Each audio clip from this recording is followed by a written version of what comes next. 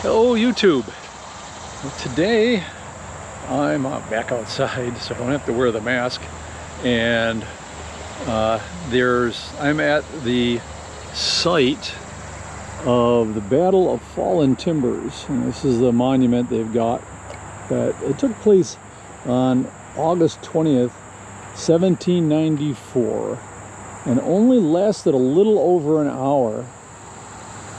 But I'm going to find a bench in the shade, and I'll tell you a little bit about it. And this monument is sort of cool, is that it's got these bronze pictures, tableaus, however you want to say it. This particular one, this side, is in memory of the white settlers massacred from 1783 to 94. And then as we come around, this sort of depicts the battle of Fallen Timbers to Chief Little Turtle and his brave Indian warriors. More about Chief Little Turtle in a little bit. This next site, Onward in Peace to the Pioneers of Ohio and the Great Northwest. Hard to believe, you know, nowadays to think of Ohio as the Great Northwest, but. And then this side commemorates the Greenville Treaty, which came about mainly because of this battle. A little bit better, a little bit shade. Anyway, at the end of the Revolutionary War, the peace treaty gave us, the United States, access to the Ohio River Valley. And nobody asked the natives that were up here. And the British still claimed this area, and put all that together. The Americans were pushing west into the fertile Ohio Valley. Again, they thought of this as the Northwest, which to them, of course, to the colonies, this was the Northwest territory, because we didn't have. It'd be a few more years before Jefferson and Louisiana Purchase, so anything, you know, up to the Mississippi. So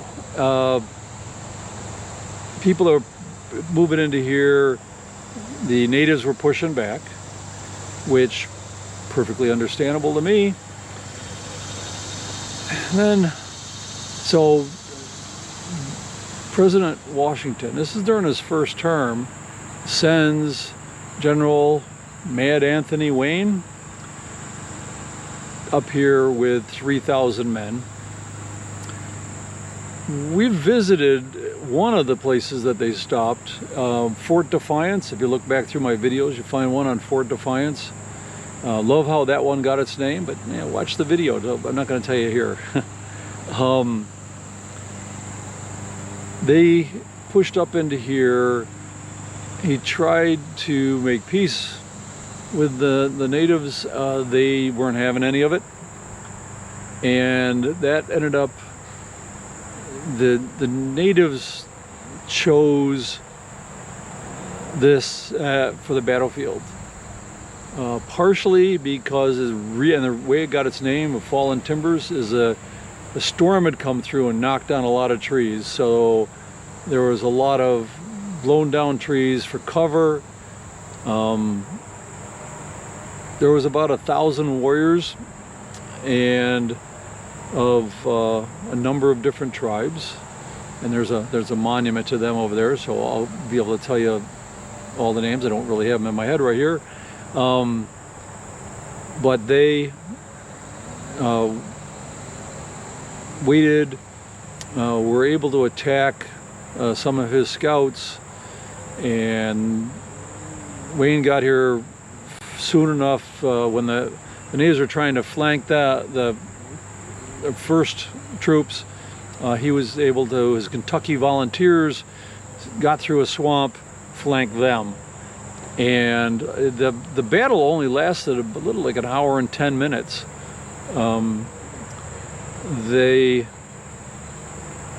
It wasn't a big battle.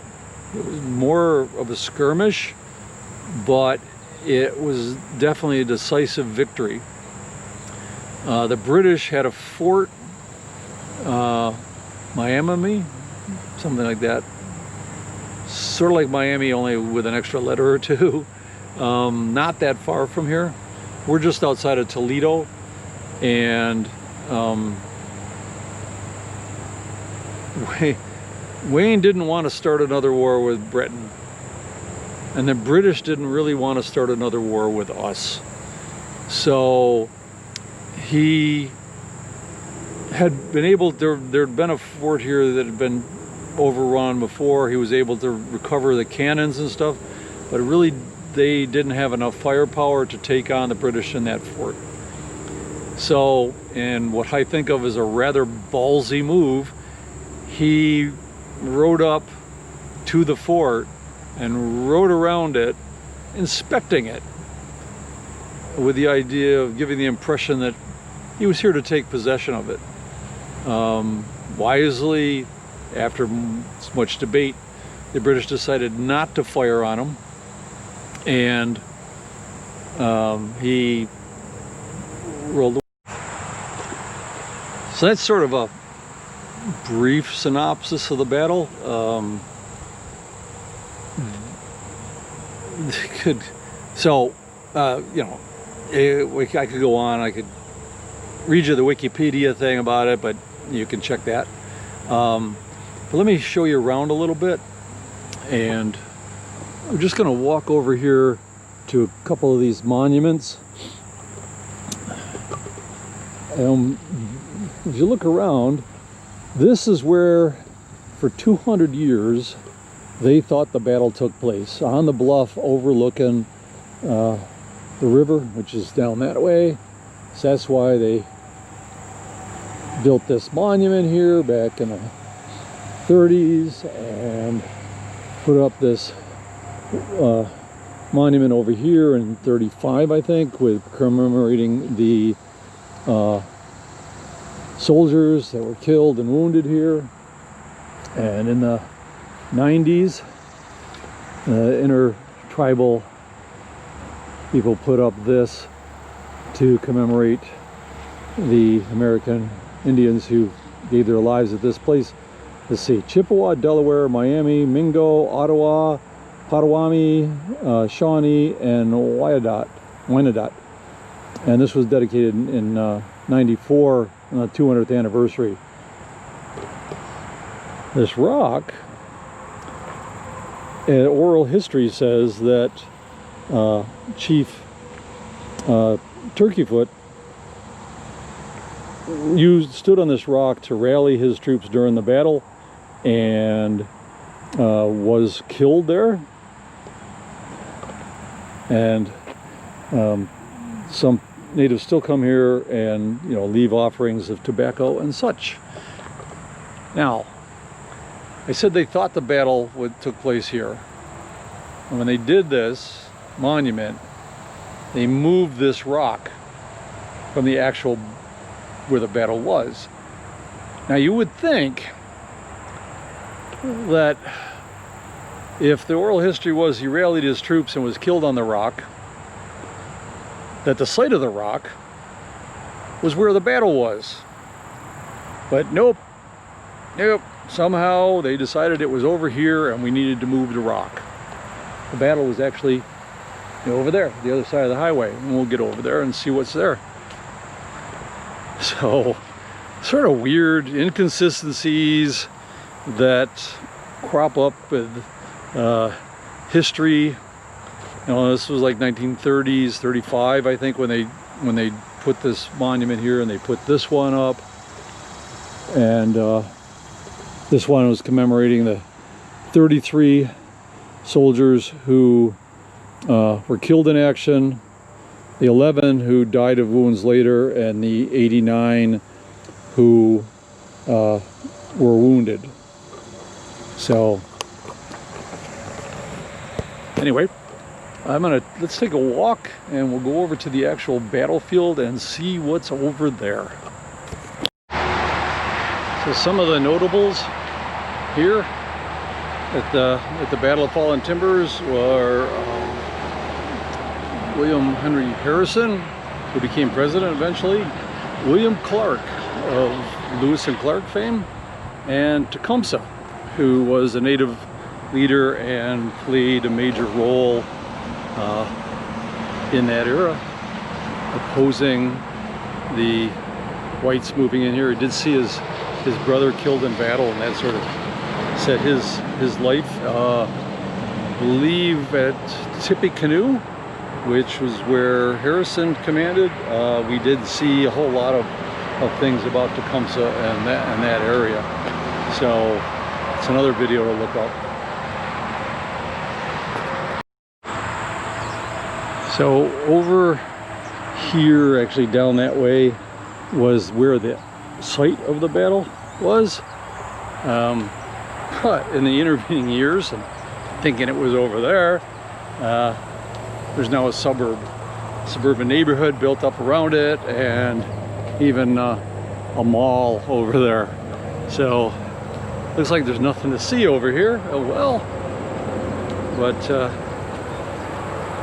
there's still the actual park over there.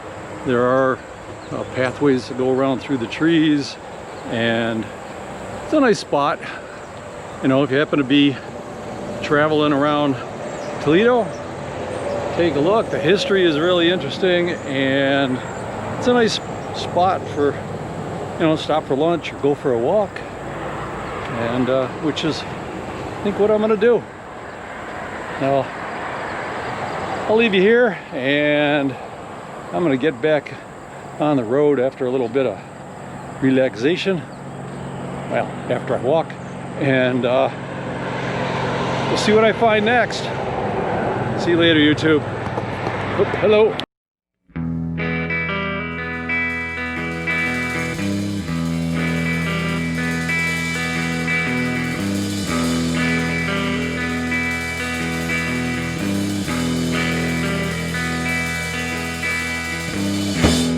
Jumped off the wagon and he spread out his hands. Brace yourselves and call for your women. We will do